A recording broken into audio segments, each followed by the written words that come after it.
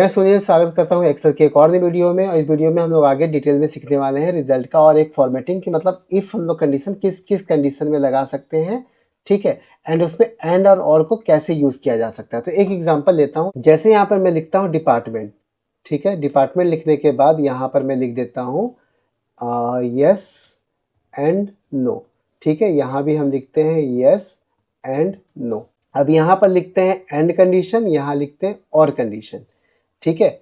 अब यहाँ पर हम क्या करेंगे, हम लोग कुछ डेटा फिल कर लेते हैं। जैसे डिपार्टमेंट में हो गया हमारा अकाउंट्स, ठीक है, फिर HRD, ठीक है, फिर यहाँ पर डालते हैं एक सेल्स डिपार्टमेंट, एक परचेज, ठीक है। यहाँ पर फिर से हम एक लिख लेते हैं परचेज, यहाँ फिर से हम लिख लेते हैं सेल्स, फिर यहाँ पर लिखते हैं अकाउंट्स, ठीक है, एक और लिख लेते हैं यहाँ पर परचेज, ठीक है। तो अब यहाँ पर क्या करेंगे, इसे हम लोग मैनुअली यहाँ पर थोड़ा इनपुट करते हैं ताकि समझ में आए कि हम कैसे ये कैलकुलेट कर रहे हैं। यहाँ पर एक और सेक्शन ऐड कर लेते हैं जो कि अटेंडेंस का है। तो हम अटेंडेंस के बेस पे यहाँ पर प्रमोशन करने वाले हैं, ठीक है। तो यहाँ मैं डालता हूँ जैसे 150, ठीक है, 145, 133, 157, ठीक है। एंड यहाँ पर हम लोग इनपुट कर लेते हैं 178, यहाँ पर डाल देते हैं 189 एंड यहाँ पर डाल देते हैं 140। अभी हमें क्या करना है, प्रमोशन देना है। किस बेसिस पे, हमारा कंडीशन ये रहेगा कि परचेज डिपार्टमेंट में जिसका अटेंडेंस 160 से ज़्यादा रहेगा या 160 रहेगा उसे हम प्रमोट करने वाले हैं। यहाँ कंडीशन ये है कि उसका डिपार्टमेंट परचेस होना चाहिए, साथ ही साथ उसका अटेंडेंस 160 या फिर उससे ज़्यादा होना चाहिए। तो यहाँ पर हम मैनुअली चेक कर लेते हैं। जैसे अकाउंट डिपार्टमेंट है, इसे मिलेगा नो, क्योंकि इसे प्रमोशन नहीं मिलने वाला है। HRD को भी मिलेगा नो, ठीक है। सेल्स में भी हमें क्या मिलता है, सेल्स में भी मिलेगा नो। परचेस है पर परचेस 160 से कम है तो इसे भी मिलेगा नो, ठीक है, इसे भी सेल्स में नो। यहाँ अकाउंट से इसे भी नो। परचेस, ये देखिए हमारा कंडीशन फुलफिल कर रहा है। एक तो ये परचेस डिपार्टमेंट में है, दूसरा इसका अटेंडेंस भी 189 है जो कि 160 से ज़्यादा है। इसे हम करेंगे यस, ठीक है। ये हमने मैनुअली फिल कर लिया। अब आते हैं और में क्या है कि डिपार्टमेंट या तो परचेस होना चाहिए या फिर अटेंडेंस होना चाहिए। दोनों में से कोई भी एक कंडीशन मीट करेगा तो उसका यहाँ पर प्रमोशन यस हो जाएगा, ठीक है। तो अकाउंट से तो यहाँ पर नो लिखेंगे, ठीक है, अकाउंट से तो यहाँ पर नो लिखेंगे।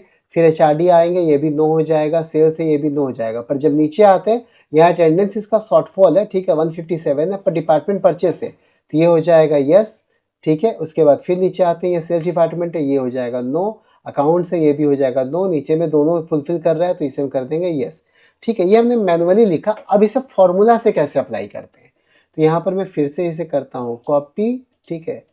मैं यहाँ पर कर लेता हूँ हेडर को कॉपी और यहाँ पेस्ट कर देता हूँ। पेस्ट करने के बाद इसे मैंने आपको पहले भी बताया था वीडियो में, इसे मैं ऑटो फिट कर लेंगे।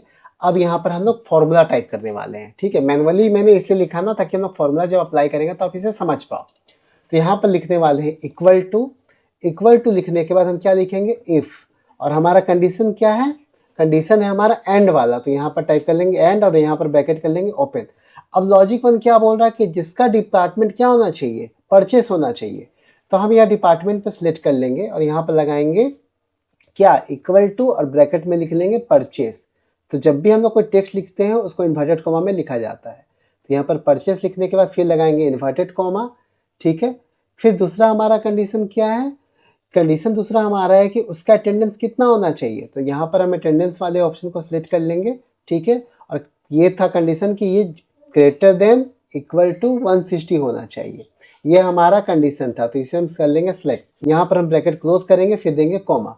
कॉमा देने के बाद मान लीजिए जैसे यहाँ हौच-पौच हो रहा है ना, तो आप इस जगह पे भी देख सकते हैं फॉर्मूला बार में। तो यहाँ पर 160 के बाद हम यहाँ ब्रैकेट क्लोज करेंगे, फिर कॉमा देंगे। कॉमा देने के बाद क्या आ रहा है, वैल्यू इफ ट्रू। तो हमने क्या लिखा है, अगर वो परचेज डिपार्टमेंट का है प्लस 160 या फिर उससे ज़्यादा है तो क्या होगा, वो प्रमोट हो जाएगा, ठीक है। तो यहाँ पर हम लिख देते हैं यस, ठीक है, इन्वर्टेड कॉमा में लिखेंगे यस, ठीक है।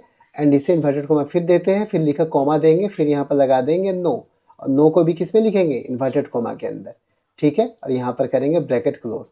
हम लोग इंटर प्रेस करते हैं, ठीक है। अब इस पर क्लिक करके फिर हैंडल आएगा, इसे ड्रैग कर लेंगे। तो देखिए हमने जो भी मैनुअल यहाँ पर आंसर कैलकुलेट किया था उसके अकॉर्डिंगली हमारे यहाँ पर क्या आया है, ठीक है। यस आया, बाकी सब नो है, जैसे हमने यहाँ पर लिखा था।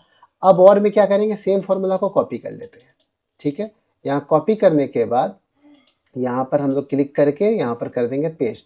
अब यहाँ एंड के जगह हम लोग क्या करने वाले हैं, और करने वाले हैं, ठीक है। यहाँ पर हम कर देंगे और बाकी हम लोग कोई भी डेटा चेंजेस नहीं करने वाले हैं। क्यों? क्योंकि यहाँ पर कंडीशन है या तो वो परचेज डिपार्टमेंट में होना चाहिए या फिर उसका अटेंडेंस 160 या फिर उससे ज़्यादा होना चाहिए, तो दोनों में एक होना चाहिए ना। तो और में है, जैसे हम लोग इंटरप्रेस करेंगे, यहाँ पर भी इसे हम लोग फिल हैंडल से कर लेते हैं फिल। तो देखिए यहाँ पर हमने जैसे मैनुअली यहाँ पर यस किया था, यहाँ भी हमारा आंसर यस में आया, यहाँ भी आंसर यस है, यहाँ भी आंसर यस है, ठीक है।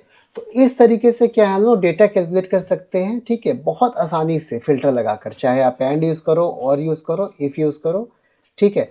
आगे हम लोग नेक्स्ट वीडियो में सीखने वाले हैं कि नेस्टेड इफ का प्रयोग कैसे करते हैं। जैसे कि यहाँ पर मैं निकालने वाला हूँ नेक्स्ट वीडियो में ग्रेड, ठीक है, जैसे कि first division, second division, third division, या फिर ग्रेड ए बी सी, इस तरीके से भी हो सकता है।